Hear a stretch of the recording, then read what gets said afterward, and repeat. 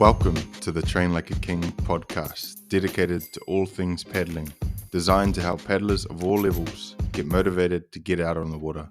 Tune in, grab your paddle, and let's train like a king. Hey guys, welcome back to another Train Like a King podcast episode. Today I'm going to talk about the Te Aito. I'm going to go over, some of the stories around the races, my placing this year.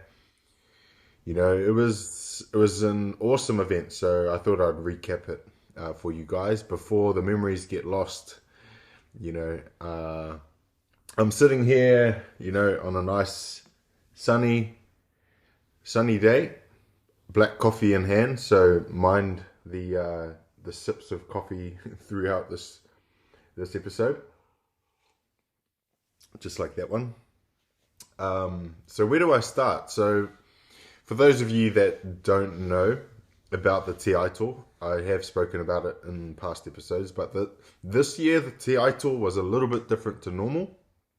And because last year there was a little bit of backlash, I would call it, regarding some of the events that happened in the Te Aito, Charlie Maitere, who is the main organizer of this event, actually brought someone new to run the Te Aito this year, and his name is Reynald. And so he brought forward a totally different format to the Te Aito that we're used to. The Te Aito that I'm used to is usually just one event, one race, and it's usually around the 28 kilometer mark. But this year, with Reynald in charge, we actually had 2 weekends of racing rather than one. So the first race was in Moria. Additionally, not only was there va'a involved, but there was surf ski, OC1, ruddered canoes, and prone, and even a couple of other disciplines, I believe. So for me, it was really good because I actually got to race on Saturday and Sunday for both weekends. Like I said, there was two weekends of racing. The first weekend was in Moria, and then the second weekend was in Papeari. So I actually really enjoyed the fact that I had 4 races in 2 weekends. It made the trip, a lot more worthwhile. And it also made in previous years, you get one chance with one race to do well in the Te Aito.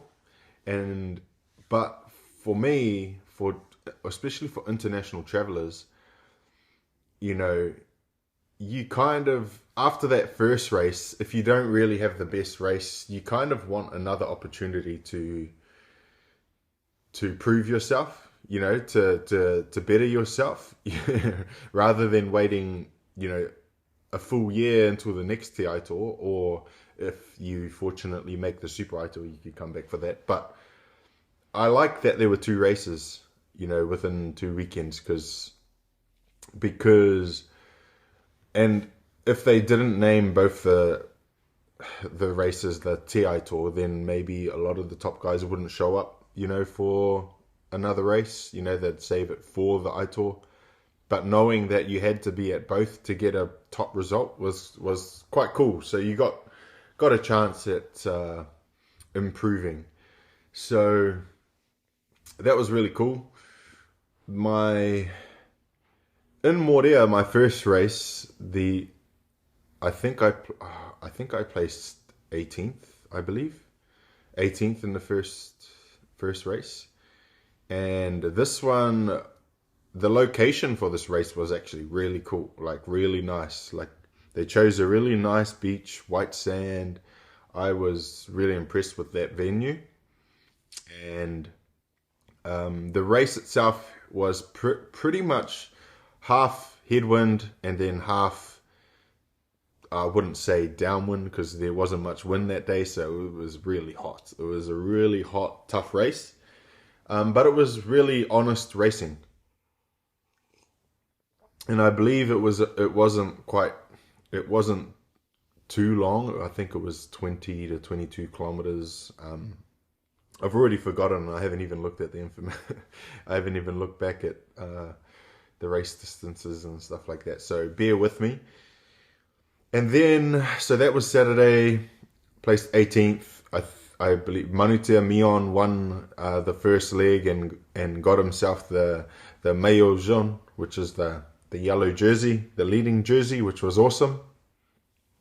I can only imagine the feeling of, winning a Te Aito leg, or so big ups to Manutea for winning that. I think Brees was second and Steve was third. I can't remember exactly, but and then on Sunday I had the surf ski race, and it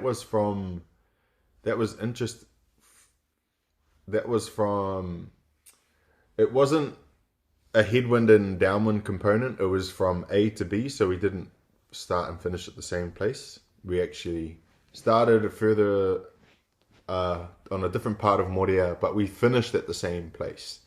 And similar, again, there wasn't a lot of wind, but at the start of the race, there was a little bit of bump to help us. And that was my first time racing Corey Hill, who is currently, basically a world champion. He just fresh off winning the Molokai Hoi in a really tough conditions, but he done it comfortably. And yeah, I didn't really know what to expect. I just finished racing 22 kilometers the day before at pretty high intensity, but I recovered well enough to kind of feel good enough to race another 20 kilometers, against the world champion. And surprisingly, I managed to stick with him all of the race really, and we went, tick for tack, whatever the saying may be, hit neck to neck for a while. He would pull in the lead, then sometimes I would pull in the lead, and yeah, like Corey said, we kind of helped each other in ways, because not that we planned on doing it. It just a little bit similar to like a peloton, one person will take the lead, the other person will jump behind and take a little bit of the draft, and then the next person would take the lead and the other person would draft. So we were kind of doing that unintentionally, but the only time I would draft is when I just feel like I can't hold pace. But then it's all part of racing strategy. And then towards the end of the race, we had about 2 kilometers to go, and we had just about entered the last pass. And I decided I was feeling good, feeling ready for an attack. And at that point, I decided I was going to try and make a break. And unfortunately, the direction that I chose to make a break, I started going to the left of the pass, and I actually didn't keep in mind one marker that we were supposed to go around. So I spent a good minute or two heading straight for the finishing buoy, and later on I realized I'm going the wrong way, and I had to turn back down, and go to this other marker, which Corey was smart enough, he knew where to go, and he went straight to that marker from the get-go. And not saying I would have beaten him or not, but I like to think I would have been in a better contention if I had stayed next to him and gone a quicker route. I have no doubts that Corey would beat me in a sprint off, because my flat water speed on a kayak isn't that great. But yeah, pretty happy to finish 35 seconds behind a world champ.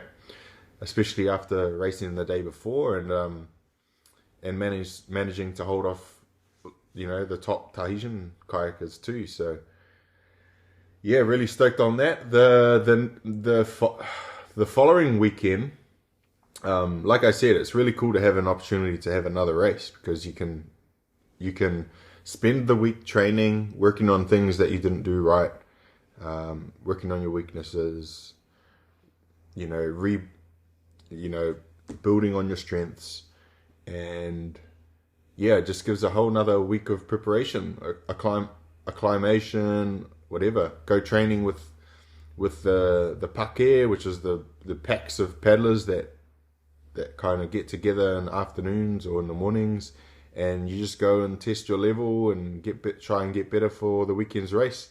You got to try and hope that you get enough recovery for the weekend, but a lot of the top paddlers don't actually need a lot of recovery days, especially if they're so used to just racing and paddling every day. They know what works, so sometimes 1 or 2 days rest is enough. And yeah, in Papiari, the course was a bit longer. So the course was, more like 28 kilometers, like the original Aito. And yeah, it was just a real honest, brutal race, like 2 laps of this course. And Manute obviously was the defending champion. He wore the yellow jersey, so he was a hot contender. But knowing that it was time that was going to dictate the overall winner. After the first race, there wasn't a lot of time between, say, first and 10th place, That was within seconds, like within 10, 20, 30 seconds. So, it's going to be quite hard to win overall unless you win by a decent margin. And unfortunately, Manute just missed out on securing that first place, and Brice, who was second in the first Aito race, managed to get the win with a decent amount of time that put him in front. So congratulations Brice, congratulations Manute, and Stevie Boy. I believe that in that second race, though, what was crazy was Revi Tong Singh, who led the race for large proportion of that race, like majority of that race, and I believe he only lost the lead in the last lagoon piece, or close to it. He was passed, and yeah, I don't know, man. He seems to do that a lot. I don't know who his coach is, but maybe a couple of glucose gels in the last 5K would do him well or something, and prevent him from bonking. Because if you can be that quick for 22 kilometers, surely there's something you can do to bridge that gap and not just slow down and go from first to 20th, 30th place. Just food for thought. Because it's not the first time that he's been leading the Te Aito, by more than a couple of 100 meters, only to not pull it off in the last few Ks. So, yeah, but it was always, that's the Te Aito, man. It's an exciting race and it's a tough race. So my result, I was hoping to still maintain a top 20 finish, but I finished 21st, which was quite funny because my last Te Aitos I've placed 21st in 2019, 20th in 2020, and then, am I getting this right? 2022, and then 21st again in 2023. So, hey, at least I'm consistent. And I will say that, it's, it's for me what it would take to bridge that gap between first and 20th is still I wouldn't say a crazy amount of work, but it is a lot of commitment to get to that next tier level. Like, it's a lot of sacrifice, which I can't necessarily afford to do at this point in time. But yeah, it would be cool to take, you need a good 6 months, 12 months where you can just like be a little bit selfish, sacrifice a lot of things, just put that training in order to get, if that's your goal, to get that top 5. But yeah, cool to always be there or thereabouts, because a lot of the top teams are well supported paddlers, not financially, but other than Shell or whatever, but they are at that top, and they are within those top teams for a reason. So yeah, it's always good to be up there in the mix. And yeah, that's that. The last race that I did, which was Te Aito, the famous surf break from Te Aito, that back to Papeari, that was actually one of the funnest races, because as you guys may have seen, the surf was just pumping. So there's a video, of Kevin surfing, effortlessly, showing his experience.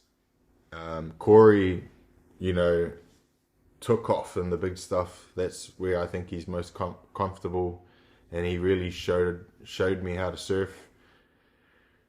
And yeah, I managed to get another second in the surf ski, and that was epic. Again, wasn't, although raced 28 Ks the day before, wasn't feeling too bad in the race. I mean, I would have loved to feel what it was like to race fresh. Who knows, I might have gone worse, but hey, it was cool. 4 races in 2 weekends. Congratulations, Corey, on an awesome performance. Congratulations, Brees, and all of the podium finishes. And yeah, I will say, there's a couple of things that could have been done better, but I guess that's the price you pay when you're trying to put in, kind of organize a lot more things, a lot more races, a lot more events, locations, divisions. So I don't know. I think I've got hope that if they continue down this path with the same organizing, I hope, it just gets better for next year. Fix the little things like results and race rules, and race courses and all these type of things. Get those little things done. I think it'll be a really, really awesome event. So I know the Super Aito is no longer the original date that they had planned, which was like now. I believe it's been pushed out to September the 2nd, which is pretty unique. That's the longest break between the Aito and Super Aito, I'd say. That's, a couple of months. So yeah, things are going to be interesting. And I believe instead of the Mahina to Morea race, I believe they've changed it to take it back to Papeari.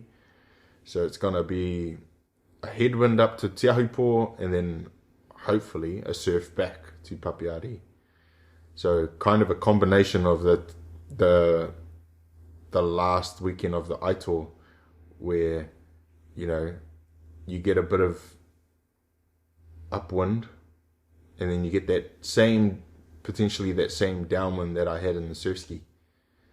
So I don't know, the Super Aito might be 40 kilometers or a little bit more maybe. So yeah, I unfortunately won't be able to make that one because they changed the date, and I had already planned to be in Brazil that weekend. So yeah, anyway guys, that's my recap of the Te Aito 2023. guys, I probably will say, like, if you guys listen to this and you enjoy it, please share, share it on your socials. Let me know. Send me a message. Just let me know that you've been listening. It's always cool to hear, that you guys are listening in. And also, if you have any questions or if you have any topics that you want me to cover, because, I'm always looking for topics, things people are interested in, just to come on here and have a yarn about.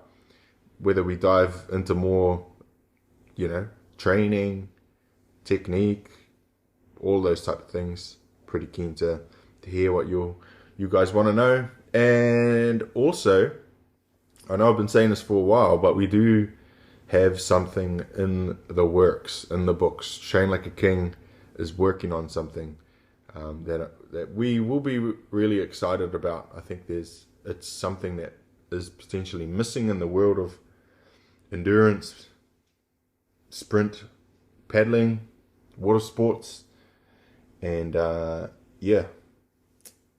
be a really good tool to use. So stay, watch this space. And thanks for listening. Catch you guys on the next one. Chill. Thank you for listening to another episode on the Train Like a King podcast. Check out trainlikeaking.com for training plans, merchandise, and coaching opportunities. If you haven't already, give us a follow so you don't miss another episode. Catch you on the next one.